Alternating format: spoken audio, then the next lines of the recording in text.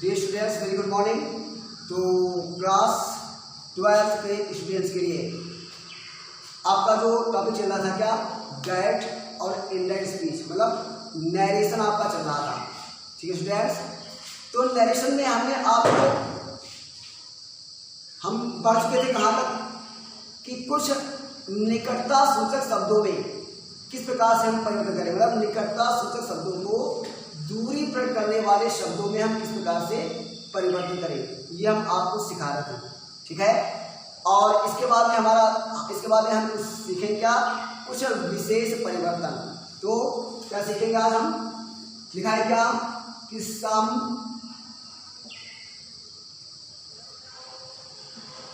Particular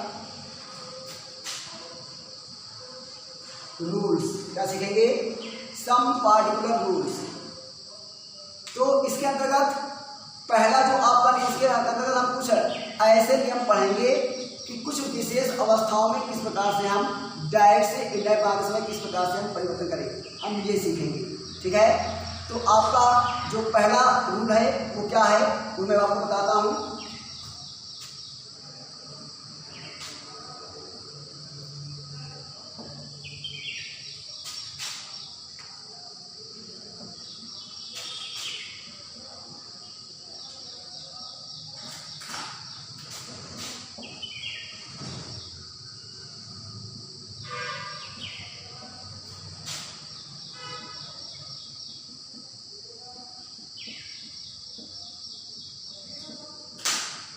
तो students क्या लिखा हुआ है, आपका बना है, क्या कह रहा है कि वोकेटिव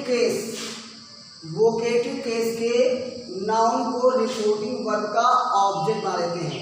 अगर रिपोर्टेड स्पीच में कोई भी वोकेटिव केस आता है, मतलब संबोधन कारक आता है, संबोधक आता है, तो उसे हम रिपोर्टिंग वर्ब का ऑब्जेक्ट बना लेते हैं, क्योंकि जिसको संबोधित किया जाएगा वही तो हमारा ऑब्जेक्ट बनेगा।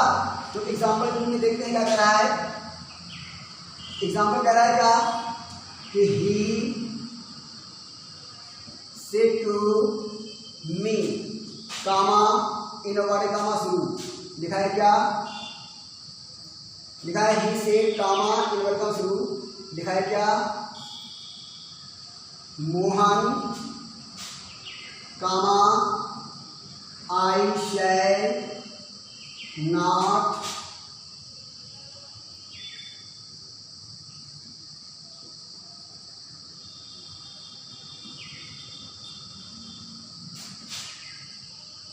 you। तो एग्जाम्पल क्या दिया हुआ है, ही से उसने कहा Mohan I shall not accompany you, Mohan मैं तुम्हारे साथ में नहीं चलूंगा। ठीक है स्टूडेंट्स, तो ही से उसने कहा मोहन मैं तुम्हारे साथ में नहीं चलूंगा।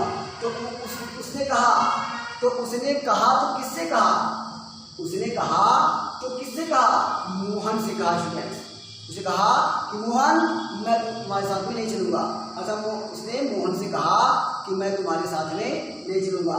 तो जो भी जिसे संबोधित किया जाए, जिस नाउन को संबोधित किया जाए, वो हमारा होता है क्या, वोकेटिव केस। क्या होता है वो, वोकेटिव केस होता है।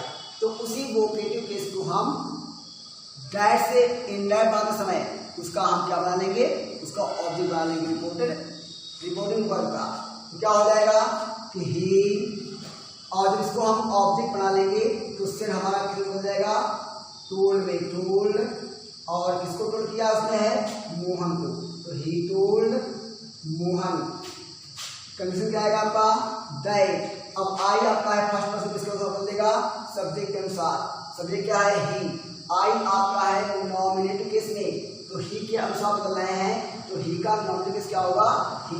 दैट ही, आई के साथ सर, तो ही के साथ में विल, और विल का क्या हो जाएगा, वुड। तो क्या होगा, ही वुड नॉट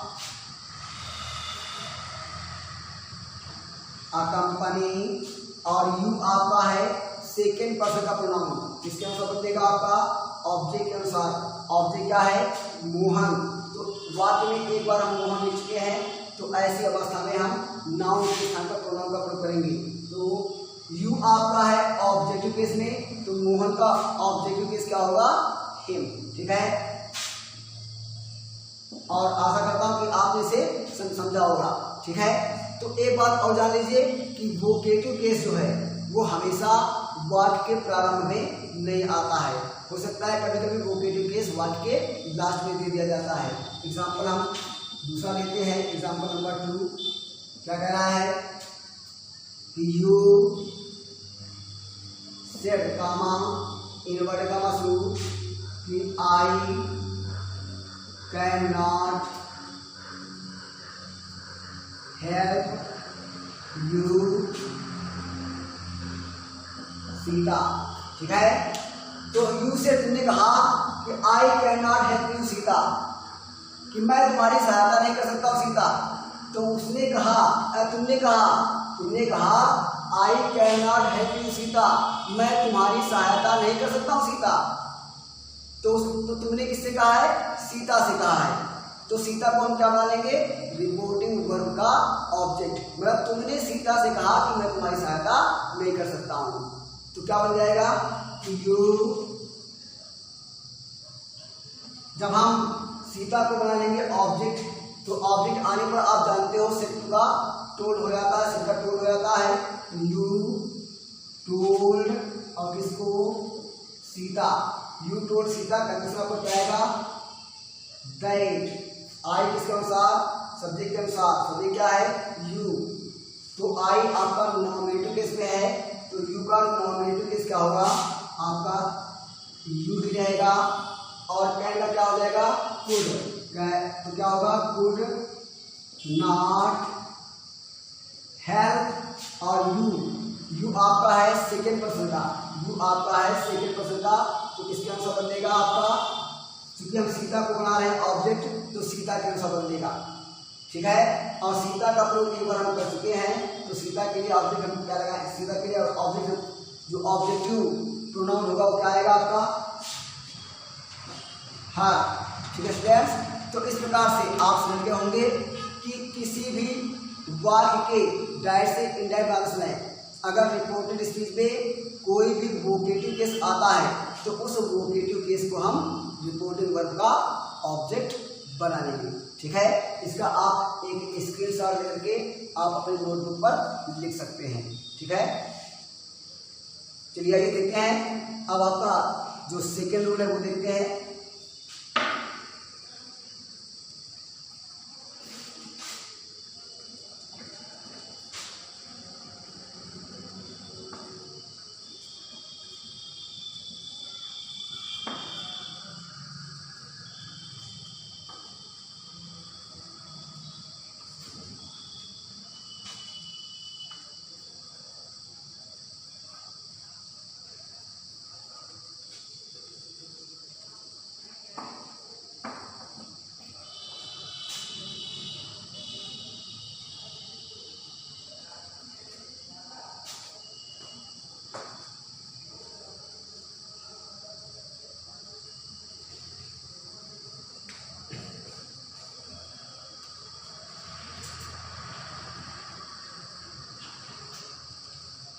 तो सेकेंड रूल क्या आपका है?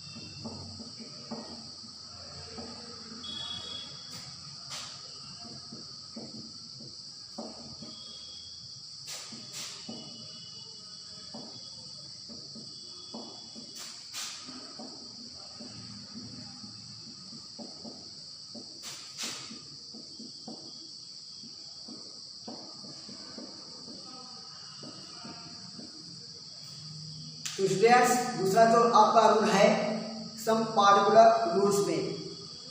जो आपका दूसरा रूल है वो क्या है कि रिपोर्टिंग वर्ब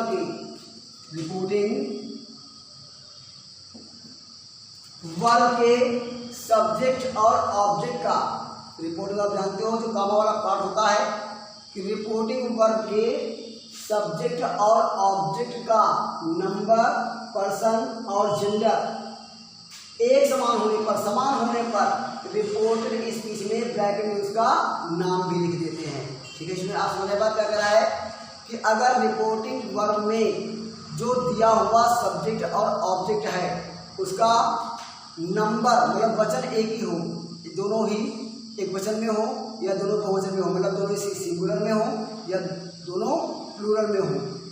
पर्सन मतलब पर्सन में अगर समान हो, दोनों सिंगुलर पर्सन, अगर दोनों फर्स्ट पर्सन के हैं या दोनों थर्ड पर्सन के हैं, तो ऐसी अवस्था में स्वाभाविक बात है कि अगर सब्जेक्ट और ऑब्जेक्ट पर्सन में के अनुसार देखेंगे तो वो हमेशा थर्ड पर्सन में रहेंगे। ठीक है, तो नंबर अगर एक ही समान है, सिंगुलर नंबर में है या प्लूरल नंबर में है, दोनों पर्सन आपका दोनों का थर्ड ही होगा हमेशा। और जेंडर भी अगर समान है, मतलब दोनों ही सब्जेक्ट और ऑब्जेक्ट अगर मैस्कुलाइन में है या दोनों ही फेमिनाइन में है, तो ऐसी अवस्था में हम क्या करते हैं, रिपोर्टेड स्पीच में डैट से किन्नर बनाते समय रिपोर्टेड स्पीच में हम उनका नाम भी लिख देते हैं। तो आइए करके देखते हैं, आपको देते हैं एग्जाम्पल दिया हुआ है। वन कह रहा है क्या कि मोहन सिट्टू गोपाल कामा तीन नंबर का शुरू लिखा है क्या कि आई shall return you money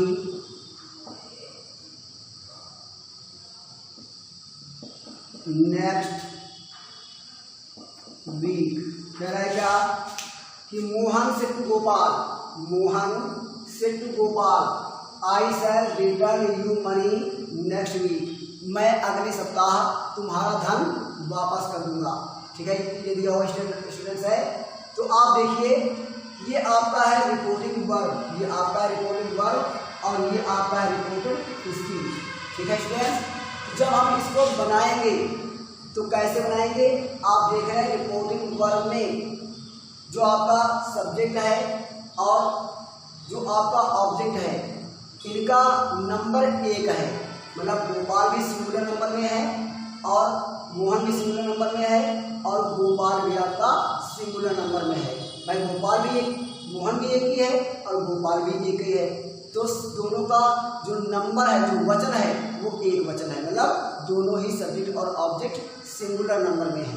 अब आते हैं पर्सन में, तो पर्सन के अनुसार देखें तो गोपाल भी, मोहन भी थर्ड पर्सन में है और गोपाल भी थर्ड पर्सन में है, क्योंकि आप जानते हो कोई भी नाम होगा तो हमेशा वो थर्ड पर्सन में होते हैं, क्योंकि आप जानते हैं मैंने आपको पढ़ाया है कि आई और वी फर्स्ट पर्सन और यू सेकेंड पर्सन, बाकी सब थर्ड पर्सन, चाहे वो नाउन हो चाहे प्रोनाउन हो, बाकी सब थर्ड पर्सन में रहेंगे। तो नंबर, पर्सन और जेंडर के अनुसार दोनों ही जो सब्जेक्ट और ऑब्जेक्ट हैं वो एक समान है। तो ऐसी अवस्था में जब हम रिपोर्टेड स्पीच में परिवर्तन करेंगे किसमें, प्रोनाउंस में, तो प्रोनाउन के साथ साथ में हम उनका नाम भी लिख देंगे। तो कैसे बनाएंगे कि क्या बनाएंगे कि मोहन सिट्टू के बाद में ऑब्जेक्ट लगा हुआ गोपाल, तो टोल्ड हो जाएगा टोल्ड गोपाल, कंडीशन क्या आएगा आपका दैट। अब आई आपका है फर्स्ट पर्सन, आई आपका क्या है फर्स्ट पर्सन है, किसके अनुसार बदलेगा, सब्जेक्ट के अनुसार। आई आपका फर्स्ट पर्सन है, किसके अनुसार बदलेगा, सब्जेक्ट के अनुसार बदलेगा, मतलब मोहन के अनुसार बदलेगा। ठीक है स्टूडेंट्स, तो मोहन आपका है थर्ड पर्सन। ठीक है,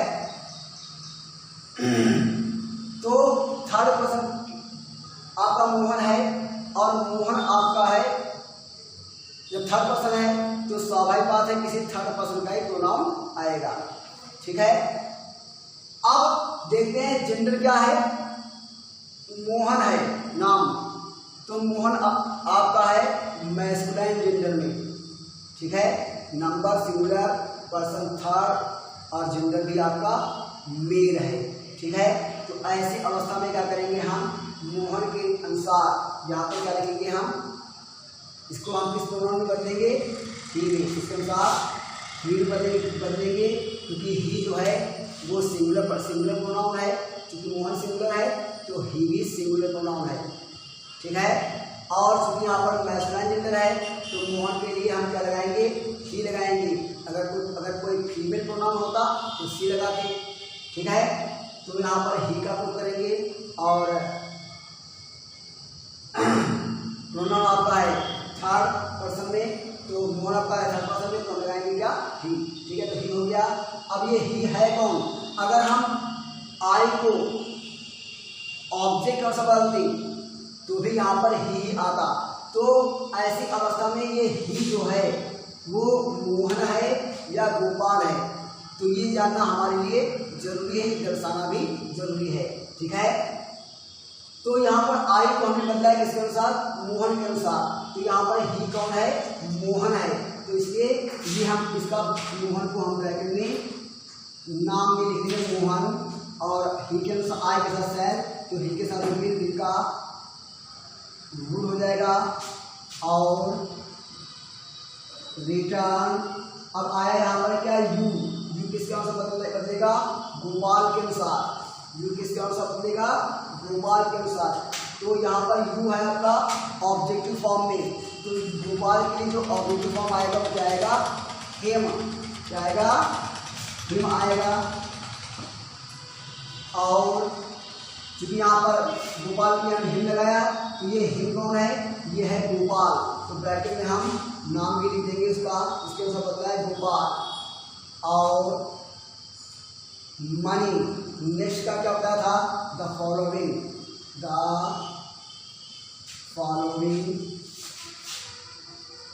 वीक। तो स्टेट्स इस प्रकार से हम सब जब रिपोर्टिंग वर्ब में सब्जेक्ट और ऑब्जेक्ट का नंबर, पर्सन, जेंडर एक समान हो, तो ऐसी अवस्था में रिपोर्टेड स्पीच में परिवर्तन करते समय प्रोनाउन के साथ साथ में उनका नाम भी लिख देते हैं, ठीक है। आशा करता हूँ आप समझ गए होंगे अच्छी तरीके से। इसके बाद हम अपना लेते हैं थर्ड रूल, ठीक है। आइडेंटिफिकेशन क्या है,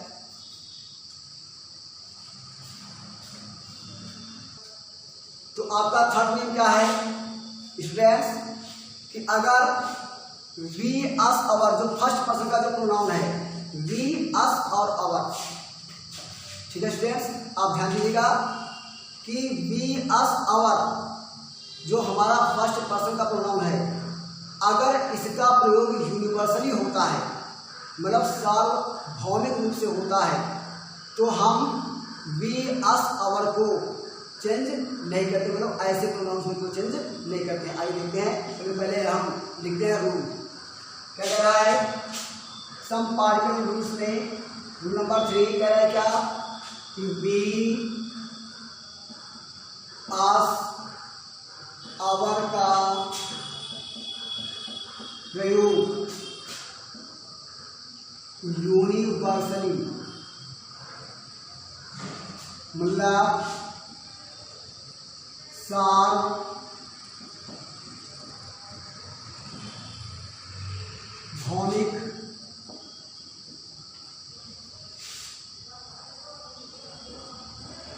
रूप से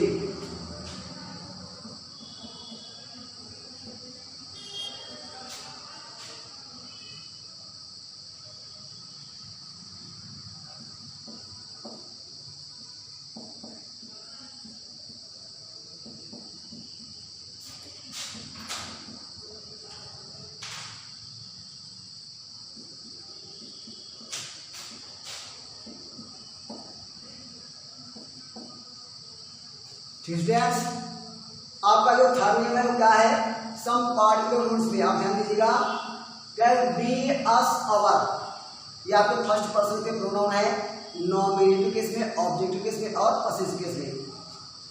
तो वी अस अवर का प्रयोग यूनिवर्सली होने पर, मतलब सार्वभौमिक रूप से होने पर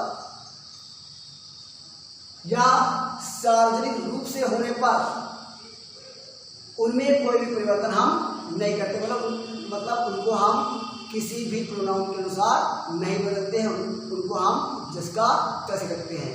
ठीक है स्टूडेंट्स, फिर समझ लीजिएगा कि अगर रिपोर्टेड स्पीच में वी अस अवर का प्रयोग सार्वभौमिक रूप से हो रहा है, जिसको सारी दुनिया जानती है, पूरा ब्रह्मांड जानता है, तो ऐसी अवस्था में वी अस अवर को हम किसी भी प्रोनाउन के अनुसार नहीं बदलते, मतलब सब्जेक्ट के अनुसार हम नहीं बदलेंगे। ठीक है, आइए देखिए एग्जाम्पल के रूप में। एग्जाम्पल लिखा है क्या कि दे सेड, लिखा है क्या कि we are Indians and we love our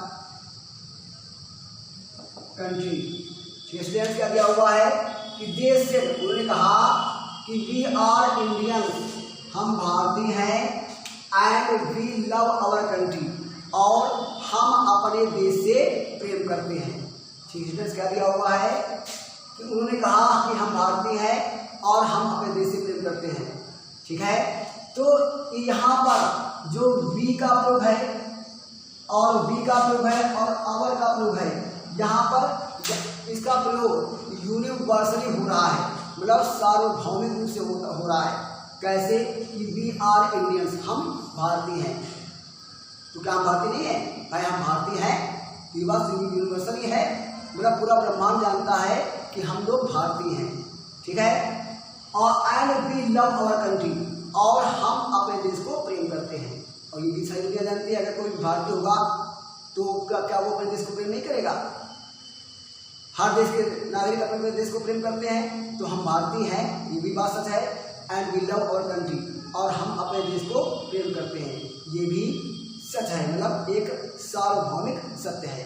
तो ऐसी अवस्था में हम वी को या अवर को या वी अस अवर कुछ भी हो, तो उसको हम किसी भी न सब्जेक्ट के अनुसार न ऑब्जेक्ट के अनुसार किसी के अनुसार हम परिवर्तन नहीं करते, क्योंकि वो ब्रह्मांडिक रूप से या सार्वभौमिक रूप से सत्य है। और आप जानते हो, पढ़ा था आपने कि सार्वभौमिक सत्य होने पर, यूनिवर्सल ट्रुथ होने पर कोई भी परिवर्तन नहीं करते हैं।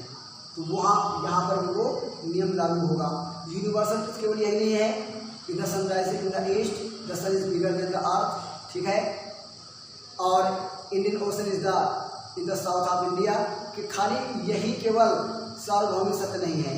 अगर कोई वाक्य भी आता है, जैसे कि हमने आपको दिया एग्जाम्पल के तौर पर कि देश से उन्होंने कहा कि वी आर इंडियंस, हम भारतीय हैं, and we love our country, और हम अपने देश को प्रेम करते हैं। तो ये बात सत्य है, ये भी यूनिवर्सल ट्रुथ है कि हम भारतीय हैं, सब जानता है, दुनिया जानती है, और हम अपने देश को प्रेम करते हैं, ये बात सत्य है। तो ऐसे यूनिवर्सल ट्रुथ होने पर हम वी अस अवर किसी को भी हम किसी भी प्रोनाउन के अनुसार चेंज नहीं करते, जैसा वो होता है जहाँ पर उसको हम वैसा ही वहाँ पर रख देते हैं। साथ में जिस प्रकार से यूनिवर्सल ट्रुथ होने पर उसके टेंस में परिवर्तन नहीं होता है, ठीक उसी प्रकार से ऐसे वाक्यों के टेंस में भी परिवर्तन नहीं होता है। ठीक है, तो आइए देखते क्या होगा। लिखा है क्या कि दे सेड, कंट्री क्या आएगा आपका दैट। चूंकि आपने लिखा है कि यहाँ पर यूनिवर्सल ट्रुथ है, यहाँ पर वी अस अवर का प्रयोग सार्वभौमिक रूप से हो रहा है, तो हम वी को चेंज नहीं करेंगे, ना वी को चेंज करेंगे, ना ही अस को चेंज करेंगे, ना अवर को चेंज करेंगे, ना ही टेंस में परिवर्तन करेंगे। जैसा वाक्य लिखा है कंडीशन से हम वैसा ही जोड़ देंगे। तो क्या होगा, this is that we are